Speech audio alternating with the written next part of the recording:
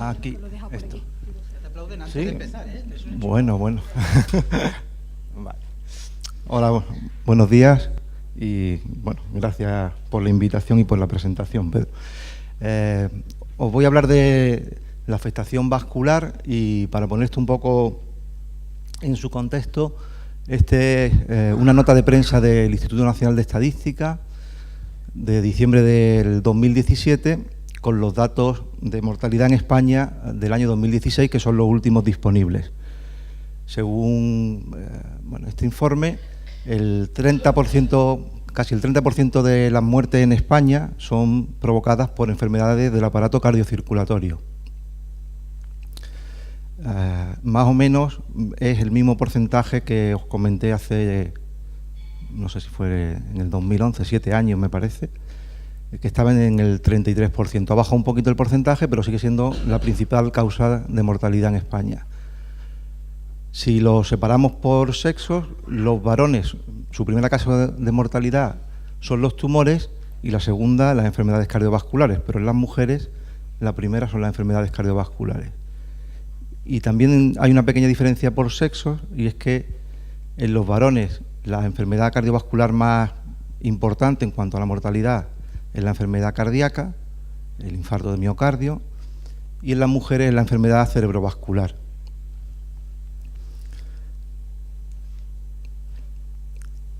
La enfermedad vascular es una consecuencia de nuestra mala vida, casi. Malos hábitos, aunque eso no es todo. Uno puede tener cierta predisposición genética, pero los hábitos es lo que podemos modificar. Y ahí hay 5 grandes enemigos con los que hay que luchar. El tabaco, la hipertensión, la diabetes, el sedentarismo y la obesidad.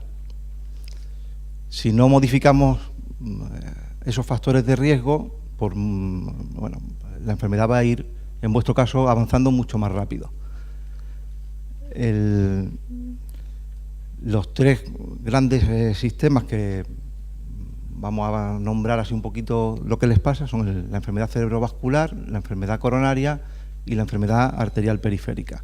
De esos 3, en los pacientes con pseudosantoma, el que, aunque es el más grave porque puede producir una mortalidad importante, en realidad es muy poquito frecuente la afectación cardíaca, que se va a manifestar como infartos de miocardio o anginas de pecho. También puede haber afectación de las válvulas cardíacas, pero ya digo que eso es bastante poco frecuente. Es algo más frecuente la enfermedad cerebrovascular, que va a producir lo que nosotros llamamos un ictus, una trombosis cerebral, que se pierde la función de una parte del cerebro de una forma brusca y uno no puede hablar, no puede mover una parte del cuerpo, pierde la sensibilidad, la visión. Y la tercera manifestación, que sería la enfermedad arterial periférica, es la más frecuente. Según algunas series, pues en torno al 30%, 40% de los pacientes con pseudosantoma tienen enfermedad arterial periférica, y los síntomas que produce es un dolor en la zona de las pantorrillas cuando hacemos un ejercicio al caminar, que nos obliga a pararnos, y una vez que uno se detiene, el músculo deja de pedir tanto aporte de oxígeno, tanta sangre, y desaparece el dolor. ¿Cómo evaluamos nosotros cada una de estas áreas en vosotros? Bueno, pues, ¿qué pruebas os pedimos? Siempre os pedimos una analítica de sangre general, que no nos van a decir nada, absolutamente nada sobre vuestra enfermedad, pero sí nos van a indicar si hay algún otro problema que pueda empeorar la enfermedad vascular. Miramos cómo tenéis el azúcar, cómo están los lípidos, el colesterol, y bueno, pues alguna otra cosa más general, pero esas serían las 2 determinaciones fundamentales. Para valorar la afectación del corazón, os solemos pedir un electrocardiograma, que es una prueba muy básica, que no es que nos dé mucha información, pero es accesible y no se hace en un momento. Entonces, si encontramos alguna alteración, pues ya tenemos un camino andado. Y os pedimos también una ecografía del corazón, donde vamos a evaluar con mayor precisión si hay algún daño en las válvulas cardíacas, si el tamaño de los ventrículos del corazón es normal o están ya engrosados, o el corazón ha perdido capacidad para contraerse. Para evaluar la afectación de las arterias que irrigan el cerebro, os pedimos también una ecografía que se llama un Doppler de las carótidas, y ahí podemos ver si las arterias están con un flujo menor de lo normal, o si hay alguna placa de calcio en las arterias. Y en pacientes con pseudosantoma, el grupo de Francia sobre todo ha descrito unas alteraciones que parecen más específicas de vuestra enfermedad, que es una falta de desarrollo en algunas de las arterias que irrigan al cerebro. Normalmente eso no tiene una trascendencia clínica, porque como es algo que está desde el nacimiento, aparecen otras arterias que se van desarrollando de forma colateral y van supliendo esa anomalía genética. Y por último, para la enfermedad arterial periférica, lo que nosotros hacemos, lo que ha comentado Pedro, que es la prueba, se llama el índice tobillo-brazo. Es una prueba muy sencilla que, bueno, yo creo que hemos hecho a todos, a casi todos. Consiste en medir la tensión arterial en los brazos con un pequeño aparato, que es un dispositivo Doppler portátil, medir también la presión arterial en los tobillos y hacer un pequeño cálculo entre las dos. Y si cuando hay una obstrucción en el flujo de la sangre, pues nos va a dar que la presión arterial en las piernas es más baja que en los brazos, y entonces sale un número muy bajito. Cuando las arterias se calcifican mucho, se ponen muy rígidas, entonces no podemos comprimirlas bien y nos da otro valor que es muy alto. Y bueno, eso yo creo que solamente en vuestro caso en un paciente nos ha pasado, que es un paciente que es diabético, que es otra enfermedad pues que calcifica mucho las arterias. Todas estas manifestaciones, menos la falta de desarrollo de las arterias estas del cerebro, todas son provocadas por la alteración de la capa media de la arteria por la calcificación. Un poco lo que ha contado María esta mañana del depósito de calcio en las arterias, que va dañando las fibras elásticas, que son las que hacen que las arterias tengan capacidad para contraerse cuando tienen que bombear la sangre. Se pierde esa capacidad y la arteria entonces no se termina obstruyendo, porque eso es más de los pacientes que tienen arteriosclerosis, pero el flujo de sangre no es el normal para que se irriguen bien los tejidos. Y bueno, una vez que tenemos las pruebas, ¿qué podemos hacer? ¿Qué podemos recomendaros para que no tengáis ninguna de estas manifestaciones? Pues modificar, como os decía antes, todas aquellas cosas que son modificables. La genética no es modificable, la enfermedad no sabemos cómo tratarla, no tenemos ningún fármaco de momento que pueda revertir la calcificación ni pararla, entonces habrá que atacar de forma muy rigurosa y exigente todos los otros factores de riesgo que sí que podemos modificarlos de alguna manera.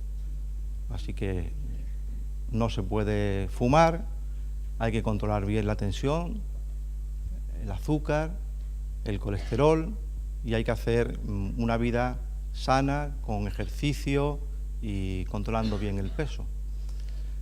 Un aspecto un poco paralelo de la enfermedad arterial es la afectación de la musculatura, de las arterias de la mucosa gástrica, que predisponen a la aparición de hemorragias digestivas.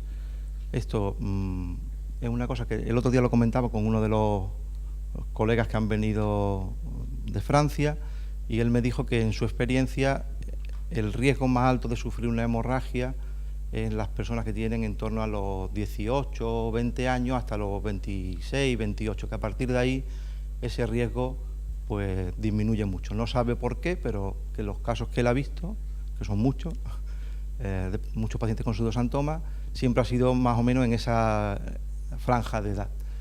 Entonces, clásicamente hemos dicho que evitéis el uso de antiinflamatorios porque son unos fármacos que pueden dañar la mucosa gástrica, y también hay que ser precavidos con otros fármacos que alteran la función de las plaquetas y pueden también provocar alguna hemorragia digestiva.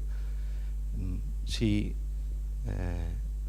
aparecen algunas otras enfermedades vasculares, el beneficio de tomar alguno de esos fármacos para alterar la función de las plaquetas es muy superior al riesgo de tener una hemorragia digestiva. Entonces, pues creo que hay que indicarlo en esos casos, aun sabiendo que hay un poco más de riesgo de sufrir una hemorragia.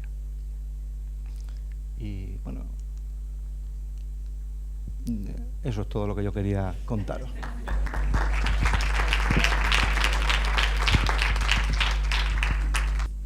Vale.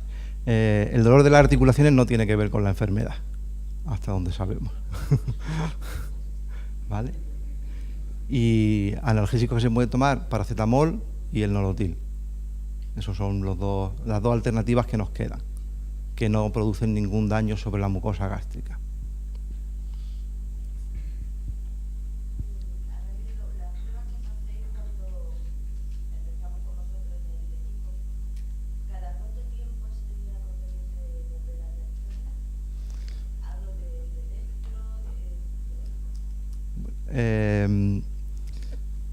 Yo creo que eso va a depender un poco de las alteraciones que encontremos. Si está todo dentro de lo normal, como suele ser lo habitual, pues cada 5 años como poco. Sí. Si en el corazón se detecta ya que hay alguna alteración, pues sí que conviene hacerlo con más frecuencia, pero si no, vamos, me parece que es un tiempo prudencial.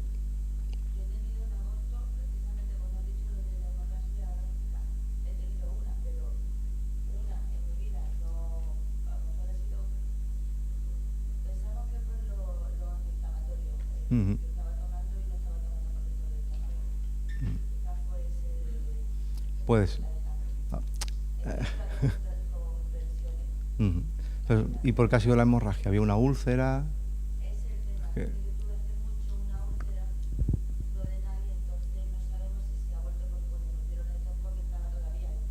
Ajá.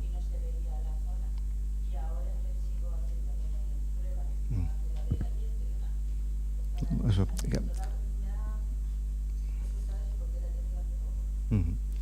Si hay una úlcera, esa es una causa suficiente para tener una hemorragia sin tener ningún daño vascular por el pseudosantoma, ¿no? A veces hay infecciones del estómago, lo del aliento para el Helicobacter.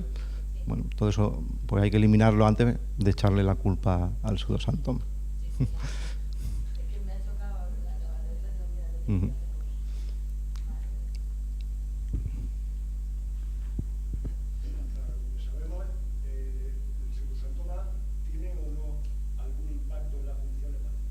No, nada, eso está preservada.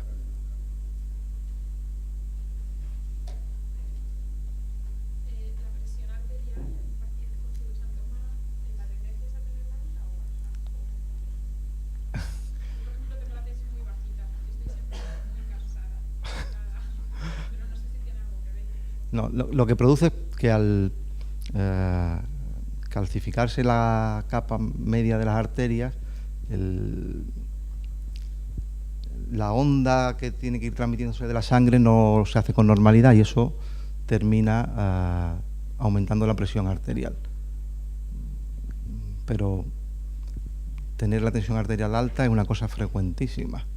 Entonces, es por el pseudosantoma, es porque a uno la tenía que tener. Es más frecuente tenerla alta si tiene pseudosantoma, pero baja no. Baja es porque las mujeres jóvenes tienen tendencia a tener la tensión más baja.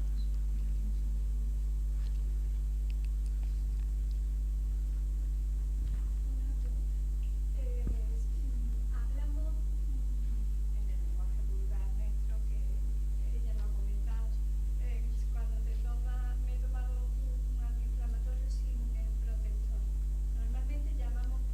Ujú. a alimentos Ujú. similares. ¿Realmente esos son protectores o son inhibidores de una posible hemorragia? Bueno, son protectores. Lo que hacen es que bloquean la producción de ácido en el estómago. El ácido es corrosivo. La mucosa del estómago, si se corroe, hablando vulgarmente, lo que hace es que las pequeñas arterias que están dándole flujo de sangre a esa mucosa se rompen también y sangran. Entonces, con los protectores lo que hacemos es bajamos el nivel de ácido en el estómago y el daño que va a producir el ácido se quita. Normalmente el estómago, las células del estómago producen ácido, pero también producen otras sustancias que las protegen de ese efecto corrosivo del ácido. Cuando tomamos un antiinflamatorio, esos mecanismos de protección se pierden y entonces el ácido es más dañino. Si quitamos ácido, pues evitamos hemorragias. Si una persona en general una persona que está sana y toma un antiinflamatorio, una o dos dosis por un problema agudo, no tiene que tomar ningún protector del estómago, porque no le va a producir ningún daño, aunque es frecuente que cuando gente que toma muchas pastillas dice, no, me tomo muchas pastillas y un protector del estómago. Eso realmente no tiene mucho sentido. Si las pastillas no son de las que producen algún efecto perjudicial sobre el estómago. Porque eso incluso puede llegar a enmascarar en un momento determinado que realmente tengas algún problema gástrico. Puede ser, pero más que eso es que todas las pastillas tienen efectos secundarios e interacciones. Cuantas más tomemos, más riesgo de que haya alguna interacción y de efectos secundarios que a veces no son conocidos. Entonces, una pastilla hay que tomarla cuando está realmente indicada, para que en ese caso los beneficios sean mayores que el perjuicio potencial que pueda provocar. En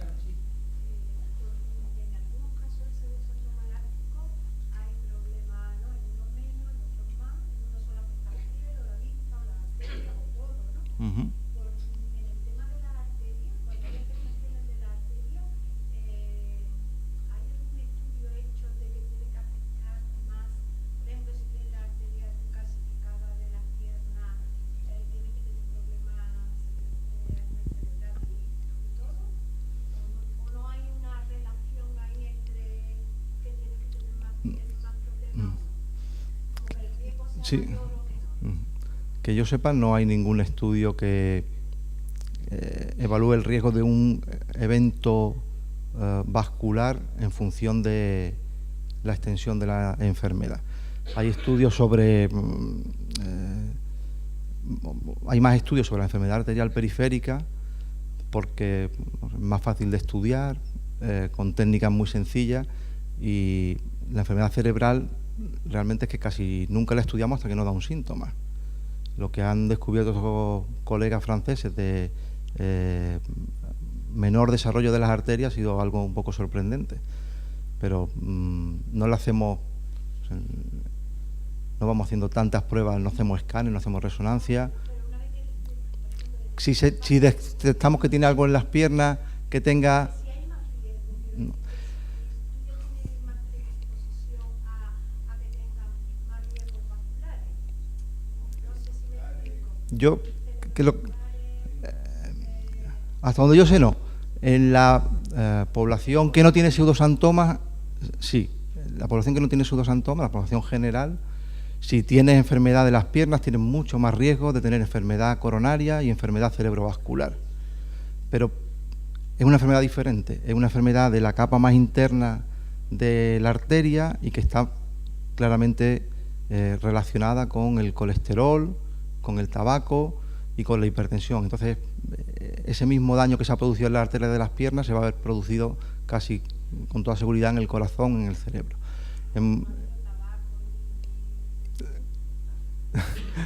También, o sea, si tiene enfermedad en las piernas, que no por el pseudosantoma, ¿no? Si tiene arterioesclerosis en las piernas, es muy probable que la tenga en otros territorios vasculares. En el pseudosantoma, que yo sepa, nadie lo ha visto.